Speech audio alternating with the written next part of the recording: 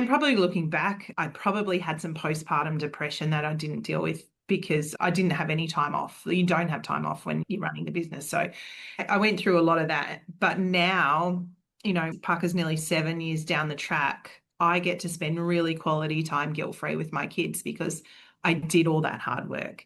And I feel for myself as much as I was there for the kids when they were babies. They're both in daycare, but from 7 months. They're really well-rounded kids who never say to me, I hate you because you had me in daycare as a baby. But that allowed me to put in the groundwork to get the business to where it is now, where I can be at every single event they have. I can take every school holidays off with them. I can work wherever I am and be completely focused on the kids. So I think people need to realize that doesn't just happen. You've got to design that, and you've got to know exactly, do you want to be a stay-at-home mum? If you do, design that, because you'll just be frustrated and hate work. Or do you want to be a part-time person because you want to do both? Be okay with that, but don't expect to climb the corporate ladder really quickly. So you've got to get your own expectations in line with what you want to do. And, I knew that there was a certain percentage of the business that I would have to buy to give me that freedom and that ride.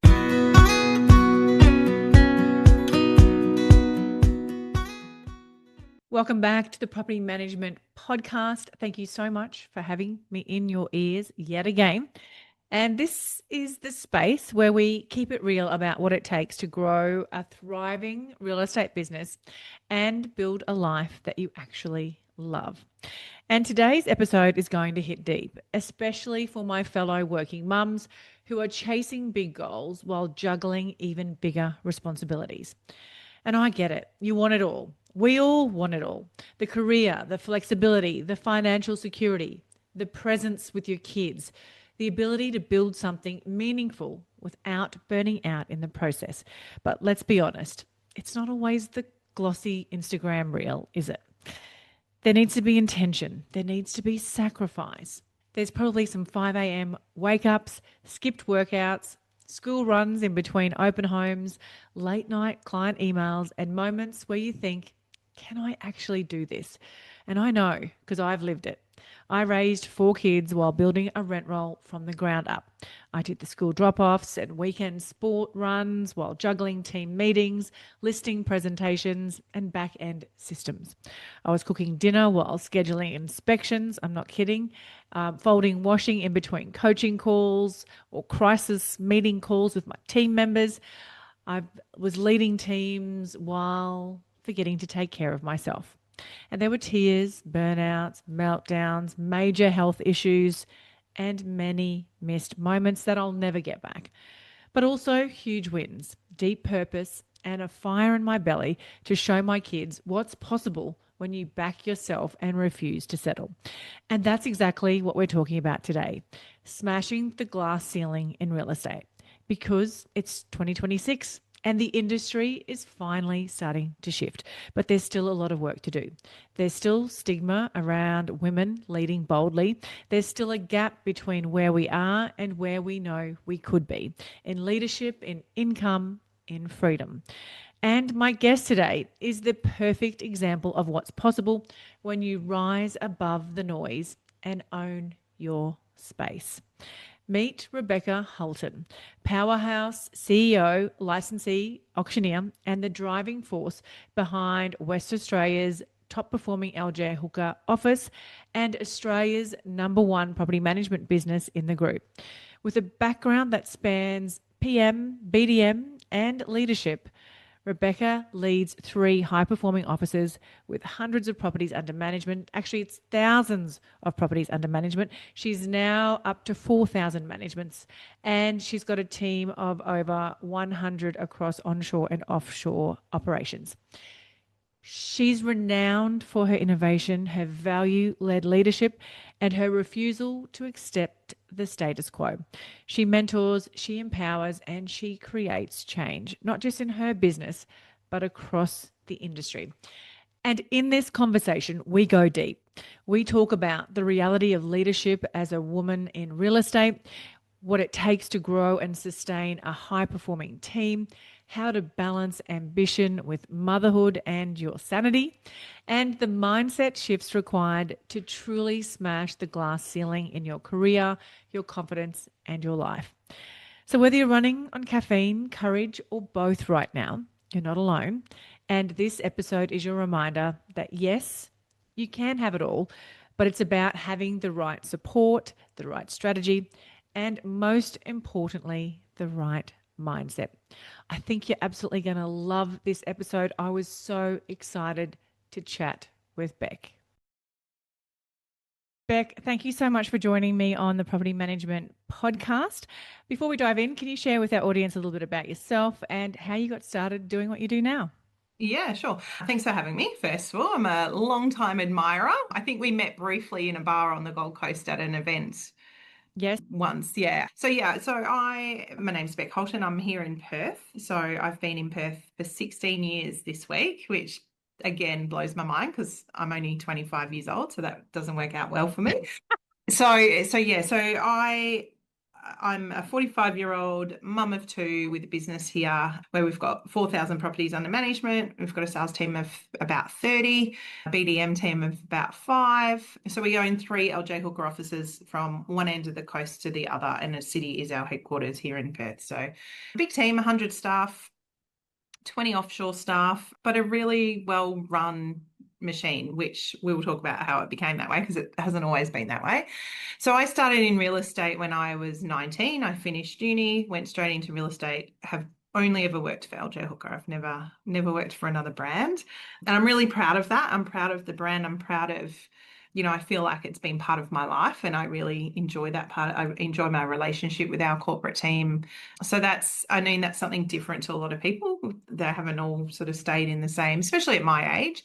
I think there's a lot of 70, 80-year-olds who are very legacy people, but something that I wear as a badge. I'm really proud of that. So at 19, I did a marketing degree at uni, but I didn't really know what I wanted to do.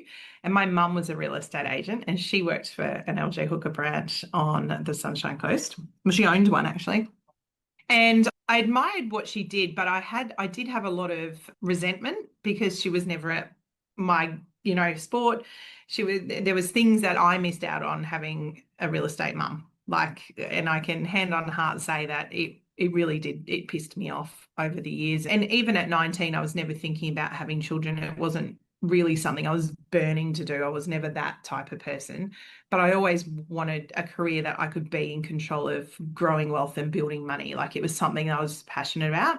I come from very humble family, very, blue collar, white collar. Like we didn't have a lot of what we had we were really grateful for because we didn't have a lot, and my parents always raised my brother and I like that, and the rest of our family used to always call us the grateful kids because we didn't have a lot. So whenever something was given to us, we were really grateful for it. So I've always had that gratitude background drilled into me, not by choice but by the way we were brought up. And then when I actually asked my mum if I could have a job with her. And she said, no. She said, I've built this business not for you to come in and think you can ride my coattails. And she said it in a very loving, nice way. And then I went and got a job with an LJ Hooker office up the road. And I started off there and I started in just doing some sales administration. It was back when it was admin heavy. And then I could see what the salespeople were doing, and I went and approached my business owner and asked him if I could go into sales. He told me I was too young, and I said, "Well, I don't think I am." And we had all those conversations, and then he put me in a role, and there wasn't a lot of business development managers around back then. It was the property managers were doing it; they were doing sort of end to end, and he just said, "Well, jump on there, get on the database, and prospect for new landlords, and I'll see how you go." So I was like, beauty. So I just got on there and I just called and back then you could see who was absentee owner and it was really easy. And I just called landlines and I just called and called and I built a rent roll, like very quickly. Never been a property manager, never done any of that, but got the opportunities for people to go out and then I think I said to him, if I was doing this in sales, I'd be really good at it. So I did. So I went And into earning a lot more money. and I'll actually earn some money. So went into sales really early. A couple of years down the track, I turned 21 and I felt really burnt out. Like I was like, oh man, I've been doing this for 2 years and I'm not getting anywhere. So I took 2 years off and I traveled the world. Like I just left with my backpack I left with my backpack and $1,000 and I came back 2 years later. So I hustled my way around the world and met some really great friends, got out of my comfort zone completely, came home, knew I was ready to really get my teeth into sales. And then from that day on, I became quite I did really good figures, which back then were, three or 400,000 GCI.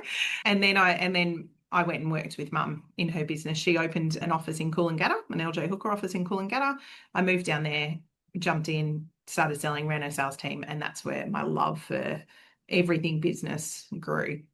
And then mum decided she wanted to sell the business. So we had a rent roll of about 400. I didn't want to buy it. I didn't know enough. Well, I probably didn't have enough money, but I also didn't know anything about property management. So she sold the business. And then one of my mentors in Sydney rang me from the LJ Hooker group and said, "What are you doing?" I said, I actually don't know what I'm going to do.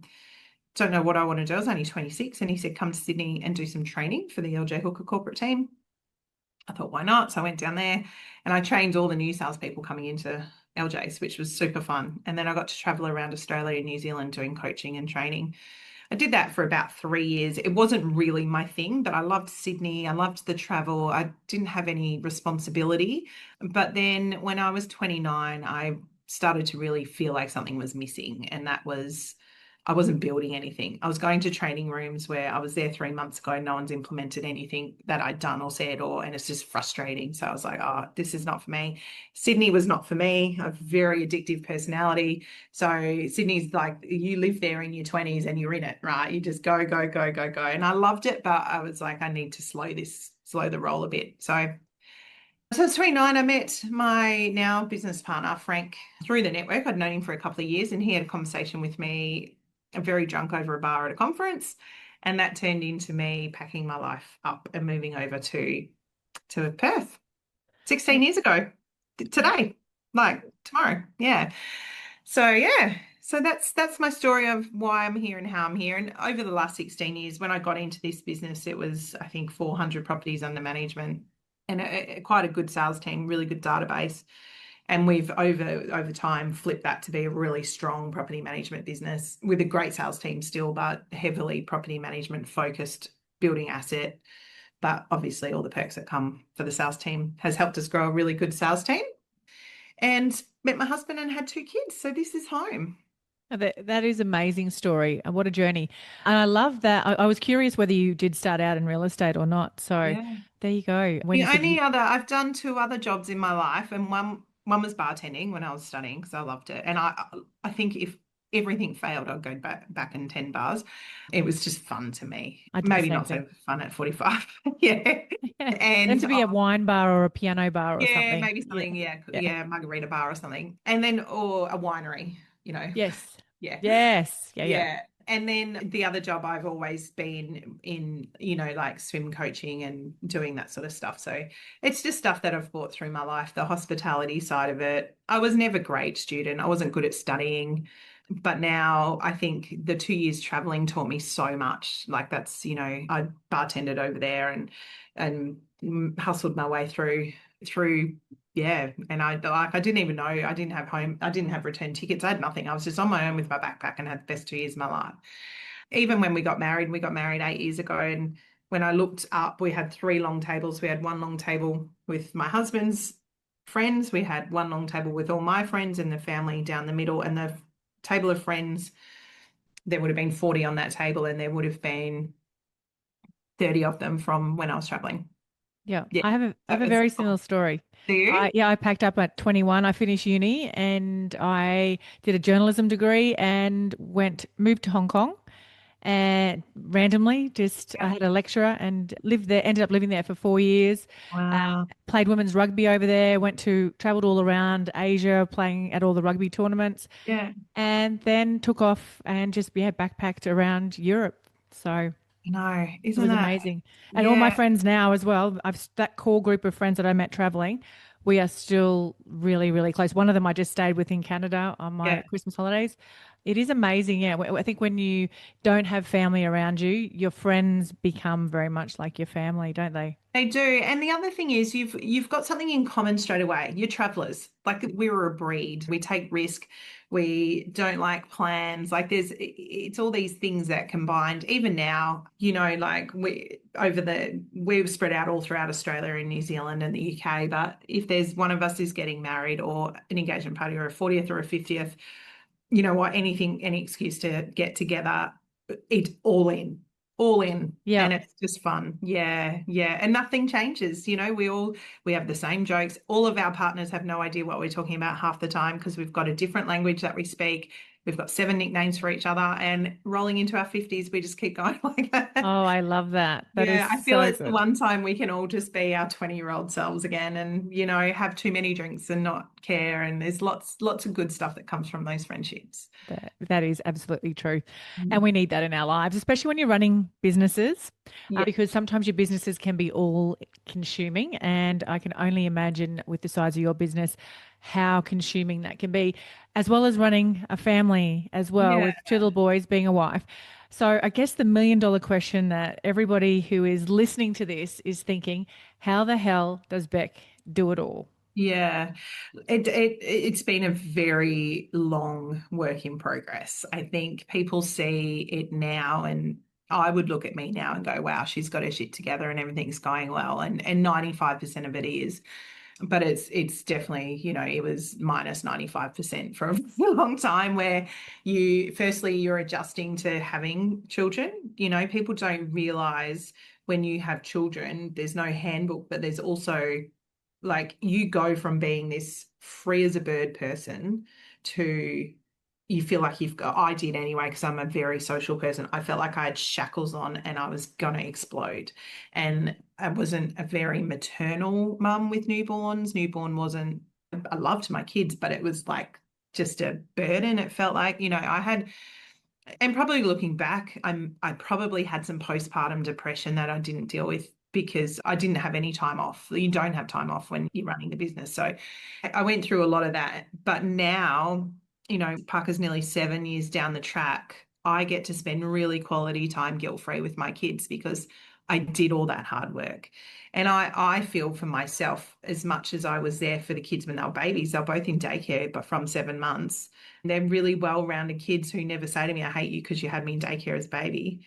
But that allowed me to put in the groundwork to get the business to where it is now, where I can be at every single event they have. I can take every school holidays off with them. I can work wherever I am and be completely focused on the kids. So I think people need to realize that that doesn't just happen. You've got to design that and you've got to know exactly, do you want to be a stay-at-home mum? If you do, design that because you'll just be frustrated and hate work. Or do you want to be a part-time person because you want to do both? Be okay with that, but don't expect to climb the corporate ladder really quickly. So you've got to get your own expectations in line with what you want to do. And, I knew that there was a certain percentage of the business that I would have to buy to give me that freedom and that right. And I wasn't entitled to it. I had to build up to that. And, as our business grows and I'm buying shares, it's a big investment and there's a lot of stress and risk in that side of it. But I knew where that point would be that I'd feel okay with taking the time to be a mum. And it's 6 or 7 years down the track now. And I can, for us and our family, can confidently say that I would rather spend time with my kids now while the memories are being embedded than have done it when they were babies, when they don't remember, if that makes sense. That's Like a I'm great trying way of not to, looking at it. Yeah. yeah, I've never looked at it like that, but you're 100% right. yeah, These are the years where they are going to remember the trips that you have, the family time that you spend yeah, together, the days yeah. at the beach. Yeah, and someone once said to me, it was a fellow business I know from Canberra actually, and he's a very good friend of mine. He said to me, your kids will be good kids because you and Lee are good humans. So don't put any stress around that. Just love each other the way you love each other, and it'll all flow down. You don't have to be anything different to what you are, and that was cool. But he said that, but on the second side of it, as a really busy, driven mum, you need to find a way to always be there when your kids look up. Yeah. So if they fall or they win a race or, those moments that you look for your parents, he said, design your life around being there for those and everything else will fall into place. And I was like, that is very cool. I know, I just got goosebumps. That's amazing. Yeah. That is really important. And Yeah. yeah, one of the reasons I left the media because I was working weekends, late nights. I was missing birthday parties. I was missing sports days. Yeah. I was missing weekend sports. Yeah. And it was really important for me to be there for those, as you just described it, look up moments. Yeah. And I never had parents who were at those things for No. me either. Yeah. So yeah, that's why I went into starting the rent roll. My husband was in already selling Yeah. and asked me to come in and start the rent roll and Amazing. And get Lee started. came into our business. My husband came into our business as well, only 4 years ago, where we decided he was in corporate advertising and we decided that for us to grow the life that we wanted to have, I needed to be able to focus on the business a lot to drive it. And he did and still does, takes on, most of the school drop-offs and pickups. And he does business development, in those hours. So that does allow me to give the business what it needs. But I'm finding more and more now, I want to do the school drop-offs and the school pickups because some of my new friends are my mum friends at school, the people you're in the trenches with for 13 years that I just adore them. And I'm like, I want to be at the pickup and the drop off and I want to have the chat with the mum. And so we are really trying to balance what that looks like. And also we're very clear on how much money is enough money for us. We know the lifestyle we want, we know the investments we want, we know where we want to end up and when we want it all to be able to go right. If we want to retire, we want to do it now. And we try not to make decisions that are going to push that to a point where it's all going to fall apart. So it's just really clear communication around where do we want to be? What does our life look like? I could go out and do $1 million GCI in a second, but I would be working weekends, I'd be working days, nights, and it would add a whole bucket load of money into our house, but that's not where we're at. For us now, it's like we want to do the holidays, we want to do kids go to the school they want to go to, invest some money for the kids when they're older. What else do you need? Exactly. And that's where I think 20-year-old Beck was so driven to make as much money as she could. And I'm still driven and I still want the business to make money, but I do it a lot smarter. And I know for me to turn around and say to Lee, well, you should really be in sales because he could be $1 million rider easy.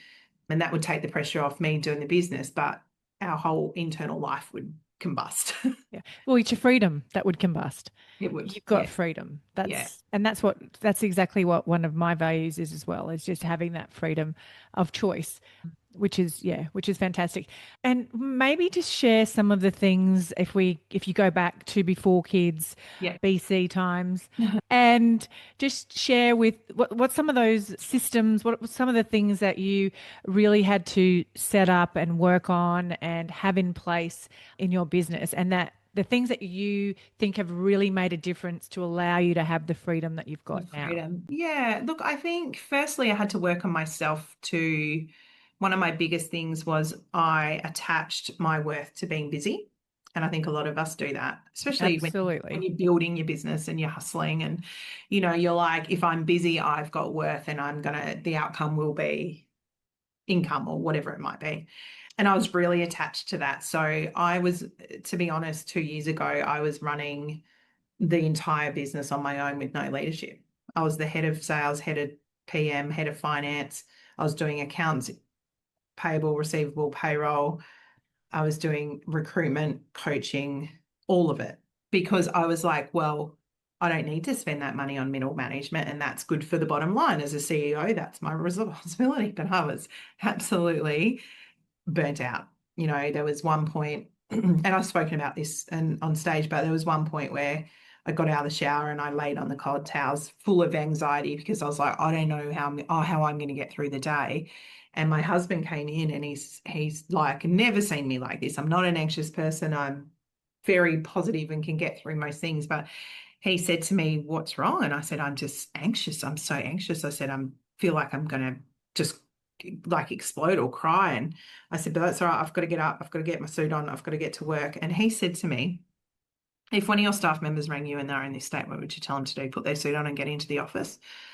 And I was like, no. And he goes, well, you can't, that's not the example you need to set for the team. Like he's very emotionally intelligent, my husband, and he got on the phone and found a psychologist that I could speak to on the phone straight away. And, just which I'd never done any of that. And it was at that point that I realized I can't keep, this is not sustainable. This is not sustainable. We need to work some sort of, because I was still trying to be super mum and I was making sure there was a good dinner and I was, I'm an age manager at Nippers and I'm the rugby, I do all the things. I'm the manager at rugby and I, but I like that. So I do it. But I was like, okay, something's going to give. And that was rock bottom. I was at rock bottom and I just didn't realize. And so after that point, I did some coaching with Sherry Storer actually, and I worked with her for a year, and she was the one who made me really realize that I'm not being a CEO. Yeah. I'm just doing tasks. And while I felt like I was busy and getting everyone doing what they needed to do, nothing was happening. And so I did. So I did a lot of work on myself. I made sure like I just had guilt and we all have it. Like the pendulum was just swinging. So if I wanted to get my hair done, I'd see which is it going to be during work time or is it going to be during family time? And both felt shit. Both felt like I wasn't going to win. So I just felt, where's the guilt less? And I'll just go with that. And that's every decision was made on that. And I was like, wow, this is like, I've gone from pre-kids to having all the time, selfishly, you don't realize how much time you've got to, why am I feeling guilty just to go and get my hair done or my nails done or maybe just to sleep in past 4 o'clock in the morning. Yeah. So yeah, so I So did a lot of relatable. That is yeah, exactly so relatable. You've I explained that perfectly. yeah, and then I just started to work out, okay, well, what's important to me, and I still struggle with it. I definitely don't have it. Like I still struggle with the guilt. Like, for me to go and take half a day out for myself, I still feel like, oh, I should be, cleaning this or doing this but I outsource everything I don't like. I outsource. Someone does our washing, someone does our ironing, someone does our cleaning, someone does like if there's a job to be done, I'm just like, Lee's very big on, I'll do it, I'll do it, I'll do it. But he's busy too. And I'm like, let's just pay someone to do it. Like that's far better road for us to take of. And then he's like, but I want to feel like we've accomplished something. I was like, we've paid someone to do it. And we've got time, and I'm not yelling at you about building the outdoor shower and you're yelling at me about getting the bathroom renovated. Like, let's just, so we do. So we outsource a lot. And that again, that comes down to us having the financial freedom to do that. But I just started with little things. Like the one thing that was going to break our marriage up was the washing and ironing because I would do the washing, put it in the dryer, put it in a basket, put it on the couch, and it'd be there a week later or until my day was like Friday at home where I'd get on top of it again and do it. And look, there was things that Lee felt he was doing and I should be doing as well. So we did that and it's very expensive to get all your washing outsourced, but she picks it up, delivers it every second day. And it's just clockwork for us. It's one thing we don't have to worry about. Oh, that's Yeah. perfect. That's It's so amazing. good, Yeah, especially with young kids and especially when they're on holidays. They have to have 6 outfits a day, of course. like they're swimming and they're running and they're this and this. So yeah, outsourced as much as I could, really took control over my diary. And the first person I employed was a PA. I needed someone who could just pick up, run my diary and, really help me get on top of sitting more in a CEO role than a doing role. So I did that where I had one PA who was good for a little bit and then it didn't work out so great. And then I've got another one who's now been with me. She's now my head of finance and people. So, Oh, wow. she's incredible. So, and then we just built out the management team. So I've got 2 head of departments in sales, 2 head of departments in property management. I've got an operations manager and the head of finance and people, and that's all I need. But I don't do any. And what I found is I don't do any HR, I don't do any of that anymore. But my relationships with the team are so much better because I'm not disciplinary. I'm like, I'm your mate, come and have a coffee, let's do some coaching. I don't have to be the bad guy anymore. It's actually quite nice. Yes, Yeah. that would be nice. Yeah, and it's coaching the management team to make sure that they know how to deal with that because I've been there. I know it's hard. I know you take it personally. There's all that emotional baggage and mental health that goes with leading teams, but I enjoy that. It's nice, just conversations. In Would fact, I you have to ring them and ask them what's going on because they just don't bother me with stuff anymore. So what's gone? Yeah, does anyone need me? Just, yeah, you're yeah, not feeling yeah, needed. yeah, yeah, Uh, so tell me what sort of mindset, and you said something earlier that you're normally very positive and, I don't know whether you're a fixer, whether you're a doer, but what sort of a mindset do you adopt, especially when things are not going so well, and then whether there's challenges with your team or finances or home yeah, life? yeah. Yeah, because that's such an important It part is. of it. Yeah. You can Yeah, it outsource and is. do all that other stuff, but it starts with your mindset and how you think to make things better or change things. Yeah. So I'm in the business. I'm really good at change management. It's how my brain works naturally. So I know where the outcome is, and I know how everyone's going to feel about it and how to massage all of that. So that's fine. But when it comes to myself, I'm really bad at it. So I find it really hard to motivate myself to get up and go to the gym and do the stuff that I should be doing. So it's a really, in the business, my mindset is I know the outcome, I know there's a process, I know who can do what to get us there. I know, very big on set the goal, hustle. They're like our goals in our business are so clear. We know where we're going to be at every step of the way.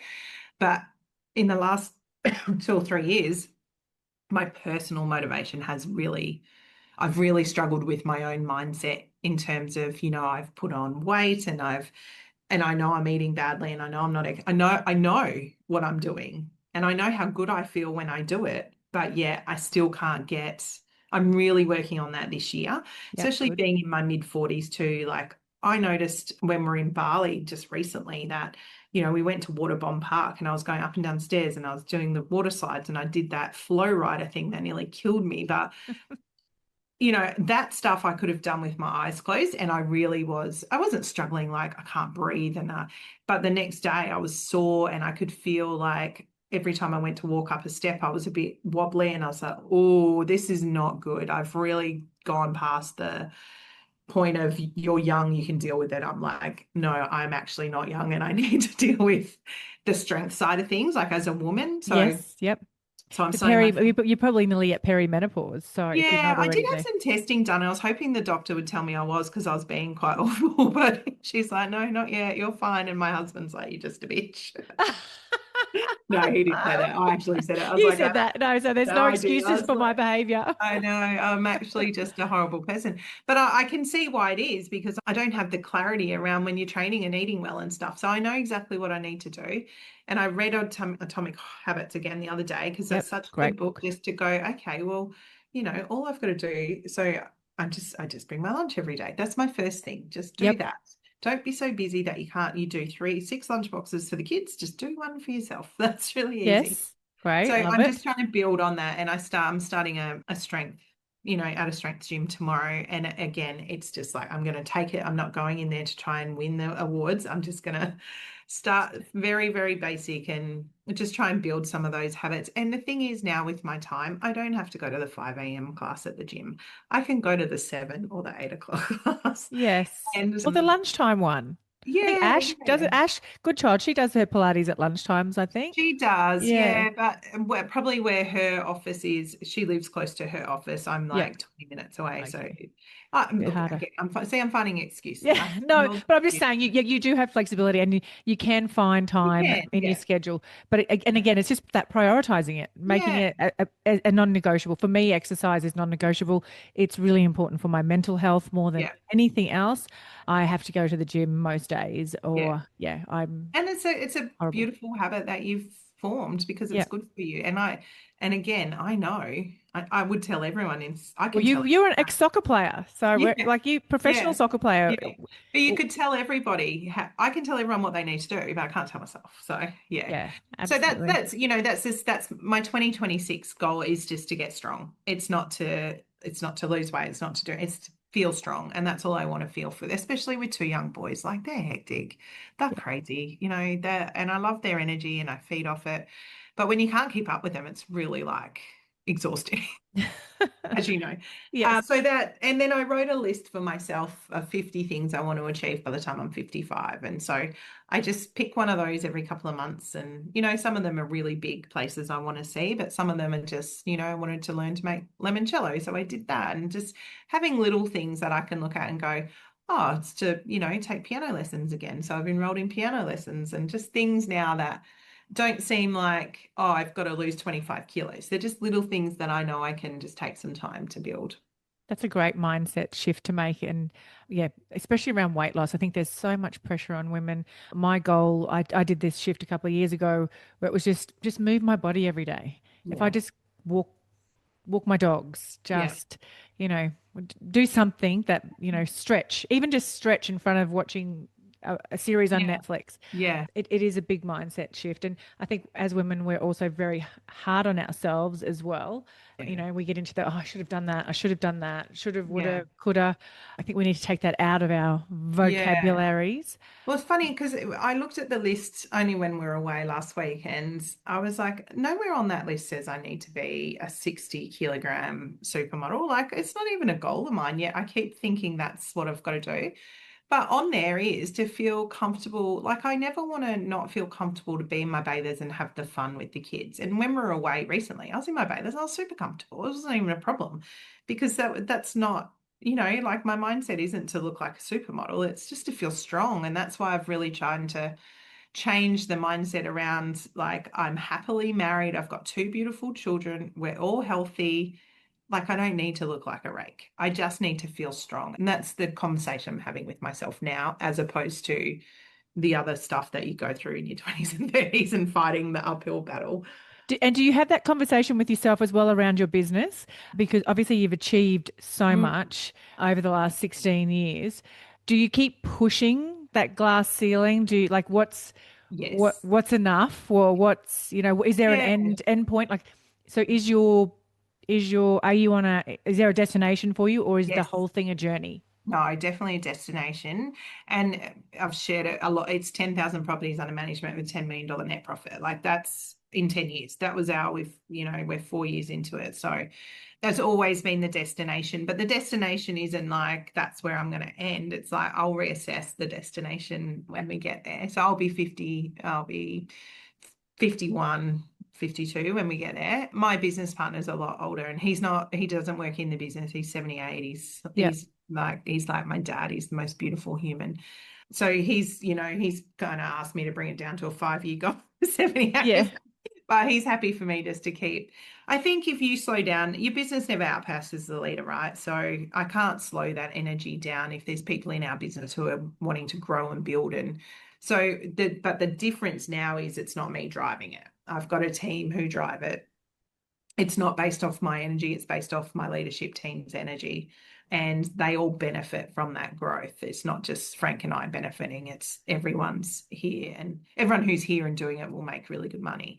So I don't have to drive that anymore, but I sometimes I was talking to another business owner the other day. He's got 4 offices, and he was saying they get fatigued at being the constant, where are we going? What are we doing? Like, like, at what point are you just happy? But as we know in real estate, especially rent roll, if you just say, okay, let's not grow anymore, you just atrophy, because people leave and people sell. So you have to keep moving forward. Otherwise, your business is not going to be there. So I think we just take the mindset, and well, I definitely do that. It's not me, it's we. And it's, when we get to 10,000, this is what it looks like for everybody. It's not about me. It's about you guys having more opportunities to grow, you guys having opportunities, to invest in the business if you want down the track. Or it's up to everybody to find the reason they want to grow and Yeah. bring that to the table. Yeah. It's amazing. So tell me about some of the ways that you've gone from 400 to 4,000, because I know that'll be another question that will be on everybody's mind. How have you got such amazing growth? Have you acquired, so is it through acquisition? Have you done organic growth? Is So it it's a both. combination of both? Yeah. Yes, combination of both. We went really hard on acquisition in the last 2 years, but our acquisitions here have been 200 properties here and there, Yeah. smaller businesses who are closing their doors, plug and play into our business. Yep. But I've grown my business development team. We try and sit around 5 business development officers at any one time, doing a minimum of 20 each a month. So there's 100 a month. And we lose anywhere between 20 and 30 a month. That's our natural attrition through sales. Yeah. Depending on what time and who we've got in the business, can be mismanagement. Like, you know what it's like. Yep. Yeah, It ebbs and absolutely. flows. But we sit about 8 or 9% attrition. So for the business our size, that's 2 full-time BDMs just to keep us neutral, Yeah. to be in 400, a year. And then anything above that is our growth. So our goal in our BD team is to have 10 business development, 10 doing 20, so 200 a month, which will get us pretty quickly. But again, as you grow, you get to 6,000, you're going to lose 600 a year. So you've got to keep, people forget that, when they're taking their budgets out, they don't allow for the attrition.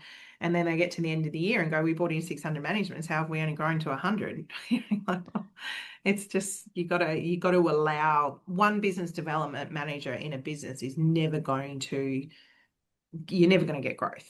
You'll be lucky to stay the same or you'll go backwards. So our goal is to build a BD team as big as our sales team. And fortunately, we've got the scale to be able to do that. We can invest in that. Yeah. And then we'll do some acquisitions along the way if they're good ones. Yeah. Yeah. Yeah. But it's really just who have we got in the team who's bringing in new business? Pay them well, reward them well, give them all the coaching and training and opportunity, and there's no reason why it can't happen. Yeah. And do you do a lot of that training yourself, or does I the used LJ to. Hooker network do a lot of training? How does that look? Yeah, so LJ Hooker do their corporate suite of training that we Yeah. can in and plug out of. I used to do a lot of the training for the sales and BDs. Now I've got a head of sales and BD who do that, Yeah. head of growth. But I'll come in as like a guest trainer sometimes, and and then we do big, like, so all office in training sessions. We get people like Jet Xavier over, we get Joe from the efficiency coach. So we've got a heap of people who come and do personal development with the team. Yep. Yeah. Fantastic. Yeah. Well, that's really important, isn't it? Just to So important. keep it up. And that leads me to my next question. And that is, I love personal development, and I'm sure you do. You just said you're reading Atomic Habits again. Yeah. Yeah. So can you share something a tool, a resource, book, podcast, something that you think will help our audience as we head into a whole brand new year ahead of us? Yeah, do you know what? I'm going to go really off track here because I think most people who are running businesses or in real estate know how to set a goal and hold themselves accountable, right? They're the two big things, having accountability and having the goal. For me, it was to write down my list of things I personally wanted to achieve by the time I'm 55.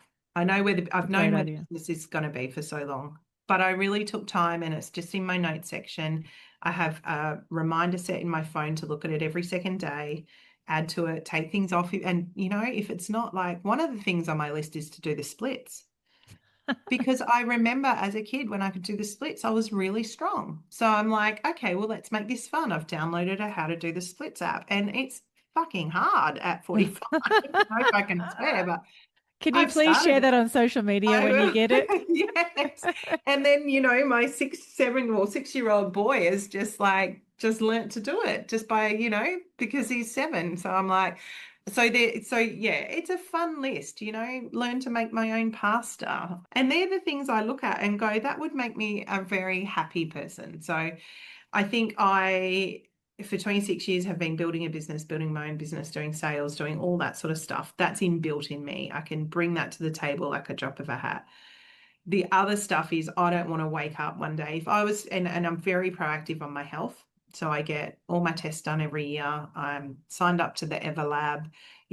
There's not anything going on in my body that I don't know, because I don't want, and I've had some melanoma, and I've had some things that, have really made me realize if I'm proactive, nothing's a problem, get on Yeah. top of it, early detection, all that stuff. So I preach that to the choir, but Yeah, the list is just about if, if I did find out something was wrong tomorrow, like I know exactly what I want to do before that happens, or I know I'm working towards it instead of not having, it's just my little roadmap is a list of 50 things and they all encompassing with lots of trips with the boys and Lee, lots of, personal stuff, funny stuff, cultural stuff. It's just my list of things I think if I get to a certain age and someone says you don't have much left, I can go, yeah, but I can make limoncello and I can make pasta and I can make my own wine or whatever's on the list, your list. If I just keep on track with that, I feel like everything else for me will fall into place. Yeah. And just not beating myself up about it. It's a really fun list that I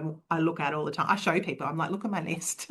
I love that. I think that's really beautiful. I think I'm going to actually do that Yeah. because I have often, I lost my mum 2 years ago and it's coming up to her anniversary. When you are reminded that our life really is a blink, Yeah. when you do get to that point where you do, I know this is going to sound really morbid, but, and I don't mean to be, but I mean it to be inspiring, is that when you do close your eyes for that last time and take that last breath, what memories are you going to have and take Yeah. with you? And do you want to be remembered for, being the hardest working person in Australia? Or Yeah. do you want to be, close your eyes with all these wonderful memories and moments and, people around you remembering you for so much more? Yeah, And so, it's yeah, so that's true. really It's so powerful. true. Yeah. We lost one of our business owners in the North Shore of Sydney 2 weeks before Christmas, had a heart attack, 56. Never got the opportunity to open his eyes again. And he was just the light of every conference we had, every training. I'd known him for 26 years, and they're the moments that you go, do I remember him because he was hardworking? No, I remember him because he was kind and fun and he always loved his kids and his wife. And you look at all that, and, unfortunately, especially our parents' generation, who were the blue collar, hardworking, that I think they missed out on so much more. They were so attached to work. And my mum's 72 and she's had a stroke and her health is not great. And I took her to the hospital yesterday and I was really sad to look at her and think she worked herself into the grave. Like and 2 years, no, a year after she retired, she had a stroke and her life's gone. You think, what? That's not fair. Yeah. So I No, just say, very similar to you, took a lot from that and thought, well, I'm not going to take a stroke to stop me. I'm going to do it design. now. Yeah, do it now. Don't wait till you retire to take those holidays, to spend Yeah. your money. Do it now Yeah. because it's not promised, it's not guaranteed. So yeah. No, no. And that's easy to say when you're sort of around the mid 40s, 50s, 60s, but these 20-year-olds just look at you and they're like, well, but I was like that at I mean, 20. they do need to save their money first. Yes. I Time think and a I'm, season. yeah, yeah, Yeah, that's you got exactly. to swing into your time and your season. And I was listening to a podcast this morning with it was Jay Shetty actually with Matthew McConaughey, and He's usually cool, isn't he? I just listen to his voice, Oh, when I'm in the car on yeah. my own. But he Yes. was talking about, and I loved it. It was so good for me to hear it today. He talked about how his goal is to mosey through life now. It's not like hustle. It's not all these words we use in real estate as well. It's to be able to wake up and make his cup of tea and go to the gym, and his workout can take 2 hours because he's writing notes in between. Just this real and he calls his appointments swing bys. He's like, I've just got to swing by and talk to this person, and just in his cool southern accent, I was like, oh, I just want to mosey through life, I but just want to not in a swing way by that I to don't see want you. to. That's right. I Yeah, don't want to achieve. I just want to feel like a slow morning is a real privilege. it is. That's Yeah. amazing.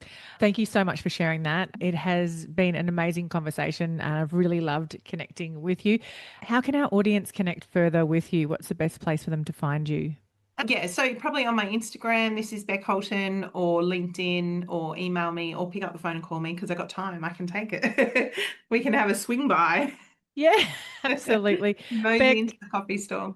that's amazing. Thank you so much for sharing. You're very generous, and I look forward to catching up for a drink at our next Yes, conference or event that I yeah, see you at.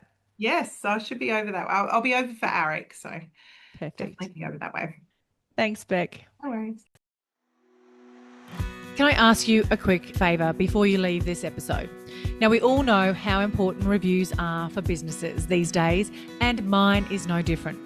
If you could spare just a minute to follow, rate and review this podcast, it would mean a lot to me. In fact, what would get me super excited is if you share this podcast with someone in the industry who you think might need to hear some of the episodes right now. And if you'd like to find out more about working with me or any of the products I have to help you start, grow or scale your property management business, head to my website, thatpropertymum.com.au, or check out the links in the show notes.